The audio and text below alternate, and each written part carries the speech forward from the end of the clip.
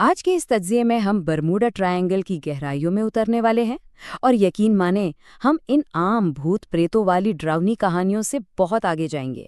آج ہم ٹھوس، حتمی اور بے لاگ ڈیٹا کی مدد سے اس حقیقت کو بے نقاب کریں گے جو حیرت انگیز حد تک بالکل معمولی ہے۔ یہ ایک ایسا دلچسپ سفر ہے جو برسوں پرانے افسانوں کو کھلی حقیقت سے الگ کر دے گا۔ صرف خدا اور سمندر جانتے ہیں کہ اس عظیم جہاز کے ساتھ کیا ہوا۔ ذرا سوچیں، 1918 میں جب USS سائیکلوپس غائب ہوا تو امریکی صدر کی یہ الفاظ تھے۔ یہ وہ الفاظ ہیں جو اس دہشت اور سسپینس کی بالکل صحیح عکاسی کرتے ہیں جس نے صدیوں سے سمندر کے اس حصے کو گھیر رکھا ہے۔ ظاہر ہے، جب کوئی بحری جہاز اتنے بڑے عملے کے ساتھ بغیر کسی نشان کے غائب ہو جائے تو یقینی طور پر ایسی ہی باتیں جنم لیتی ہیں، ہے نا؟ آگے بڑھتے ہیں حصہ اول کی طرف، ایک اسرار کی ساخت۔ اس تفتیش کے لیے سب سے پہلے تو یہ سمجھنا ضروری ہے کہ دراصل یہ جگہ کہاں واقع ہے، یا پھر یوں کہہ لیں کہ کہاں واقع نہیں ہے۔ اب یہاں مزے کی بات دیکھیں، اس ٹرائنگل کی کوئی باقاعدہ یا سرکاری سرحدیں ہی نہیں ہیں۔ کوئی کہتا ہے اس کا رقبہ 5 لاکھ مربع میل ہے تو کوئی اسے 15 لاکھ مربع میل بتاتا ہے، یعنی کہانی سنانے والے کی مرضی پر منحصر ہے۔ شروع سے ہی اس کے سائز میں اتنا بڑا فرق دراصل اس کے پراسرار وجود پر ایک بہت بڑا سوالیہ نشان لگا دیتا ہے۔ اب ذرا تاریخ کے پنوں کو پلٹتے ہیں۔ حصہ دوم، صدیوں سے غائب ہوتے جہاز۔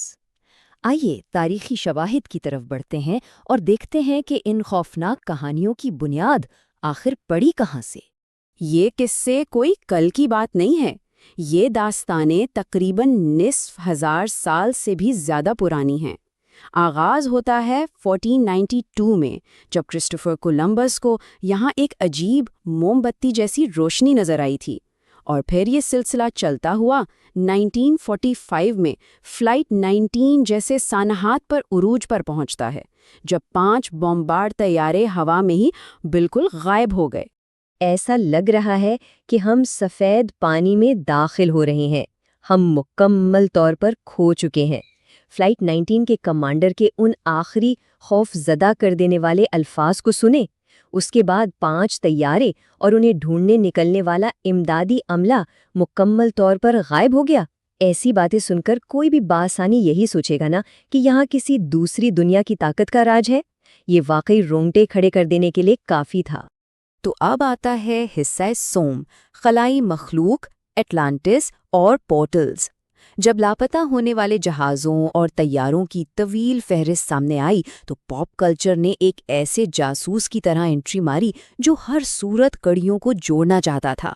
یہ سرد جنگ کا دور تھا اور ہر طرف شکوک و شبہات تھے۔ 1964 میں ونسنٹ کیڈس نامی مصنف نے ایک میگزین کے مضمون میں پہلی بار اس غیر معمولی جغرافیائی خطے کو باقاعدہ برمودا ٹرائنگل کا نام دے دیا، اور بس یہیں سے قیاس آرائیوں کا ایک ایسا طوفان کھڑا ہوا جس نے پوری دنیا کو اپنی لپیٹ میں لے لیا۔ پھر مصنف چارلس برلٹز میدان میں آئے۔ انہوں نے اپنی کتاب میں گمشدہ شہر اٹلانٹس، خلائی مخلوق اور ٹائم پورٹلز جیسے خیالی امکانات پیش کیے، اور حیرت انگیز طور پر اس کتاب کی 2 کروڑ کاپیاں فروخت ہو گئیں۔ 2 کروڑ! ان کا دعویٰ تھا کہ مدد کے لیے پیغامات کا نہ ملنا دراصل خلائی مخلوق کی مداخلت کا حتمی ثبوت ہے، اور سچ پوچھیں تو ان باتوں نے دنیا کو سحر زدہ کر کے رکھ دیا۔ اچھا، اب ہالی ووڈ کی خیالی دنیاؤں سے باہر نکلتے ہیں۔ حصہ چہارم، سطح کے نیچے کی سائنس۔ آئیے دیکھتے ہیں کہ یہاں اصل میں کون سے زمینی اور طبی عوامل کام کر رہے ہیں۔ ہمیں یاد رکھنا چاہیے کہ تاریخی طور پر جہاز رانی کی بہت سی غلطیوں، جیسے کہ کولمبس کی غلطیوں کا الزام میگنیٹک ڈیکلینیشن پر لگایا گیا تھا، یعنی جغرافیائی شمال اور مسلسل بدلتے میگنیٹک شمال کا فرق۔ لیکن مزے کی بات یہ ہے کہ جس لکیر پر یہ دونوں سمتیں ایک سیدھ میں آتی ہیں وہ تو بہت پہلے ہی سرک کر خلیج میکسیکو کی طرف جا چکی ہے، تو یہ نظریہ تو یہی دم توڑ دیتا ہے۔ تو پھر ایلینز کو بھول جائیں، یہاں ایک اس سے بھی بڑا اور خطرناک مجموعہ موجود ہے۔ انتہائی شدید طوفان، 100 فٹ تک بلند ہونے والی خطرناک لہریں اور گلف سٹریم کا تیز ترین بہاؤ۔ یہ قدرتی عناصر اتنے طاقتور ہیں کہ کسی بھی ناتجربہ کار کپتان کو اپنے راستے سے سینکڑوں میل دور پھینک سکتے ہیں اور تباہی کے بعد ملبے کا ہر نشان مٹا دینے کی پوری صلاحیت رکھتے ہیں۔ بیچ میں میڈیا نے ایک نیا نظریہ بھی خوب اچھالا کہ سمندر کی تہہ سے میتھین گیس کے بڑے بڑے بلبلے نکلتے ہیں جو جہازوں کو نگل لیتے ہیں۔ سننے میں تو بہت ڈرامائی لگتا ہے نا، لیکن سائنسدانوں کا ماننا ہے کہ اگرچہ ارضیاتی طور پر یہ ممکن ہو سکتا ہے، مگر اس علاقے کے اصرار کے پیچھے اس کو وجہ ماننا انتہائی غیر متوقع اور نہ ہونے کے برابر ہے۔ اور اب وہ حصہ جس کا ہم سب کو اصل میں انتظار تھا، حصہ پنجم، ڈیٹا کیا ظاہر کرتا ہے۔ اب ہم تمام مفروضوں کو ایک طرف رکھیں گے اور صرف حالیہ دہائیوں کے ڈیٹا کو دیکھیں گے جو اس کہانی میں ایک حتمی ٹویسٹ لانے والا ہے۔ 1.5 لاکھ، جی ہاں، 1.5 لاکھ سے زیادہ سمندری حادثات کا ریکارڈ اٹھا کر دیکھ لیں۔ یہ چارٹ بالکل واضح طور پر بتاتا ہے کہ ان میں سے صرف اور صرف 4% حادثات برمودا ٹرائنگل میں پیش آئے۔ اور سب سے زبردست بات، ان میں سے ایک بھی حادثے کو باقاعدہ پراسرار گمشدگی قرار نہیں دیا گیا۔ اگر ہم صرف 2021 کی بات کریں تو اس ٹرائنگل سے گزرنے والی 8,000 سے زائد کشتیوں میں سے صرف 2 کو حادثہ پیش آیا۔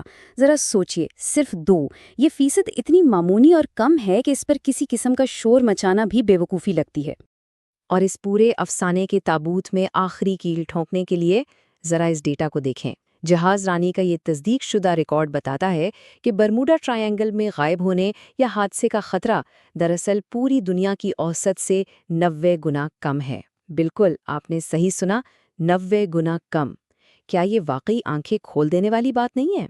اسی طرح جب نیشنل ٹرانسپورٹیشن سیفٹی ڈورڈ کے ایویشن ڈیٹا کو دیکھتے ہیں تو وہاں بھی کوئی سنسنی خیز کہانی نہیں ملتی، اور یہی ہمیں سیدھا سچ کی طرف لے جاتا ہے۔ فلائٹ 19 جیسے واقعات دراصل عام انسانی غلطیوں اور خراب موسم کا انتہائی افسوسناک نتیجہ تھے، کسی مافوقل فطری بھنور کا نہیں۔ حتیٰ کہ اس فلائٹ کے پائلٹ کا تو پہلے سے راستہ بھولنے کا ریکارڈ بھی موجود تھا۔ تو ہمارا حتمی فیصلہ کیا نکلا؟ انسانی غلطی اور خراب موسم۔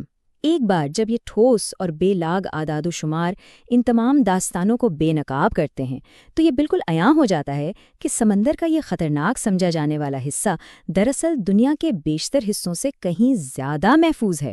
اور سچ پوچھیں تو یہی بات اسے حیرت انگیز حد تک بالکل عام، سادہ اور معمولی بنا دیتی ہے، جو آخر میں ہمیں ایک بہت ہی دلچسپ سوال کے ساتھ چھوڑ جاتا ہے۔ ذرا سوچئے، آخر ہمارے معاشرے نے اتنے طویل عرصے تک بھوت جہازوں اور خلائی مخلوق کے پورٹلز کی کہانیوں کو کیوں سینے سے لگائے رکھا، جبکہ ناقابل تردید حقیقت ہمیشہ سے ہی اس ڈیٹا میں موجود تھی؟ شاید ہم انسانوں کو خراب موسم اور انسانی غلطی کی عام سی حقیقت کے بجائے ایک سنسنی خیز اور مافوق الفطرت اسرار پر یقین کرنا ہمیشہ زیادہ پرکشش لگتا ہے۔ آپ کا اس بارے میں کیا خیال ہے؟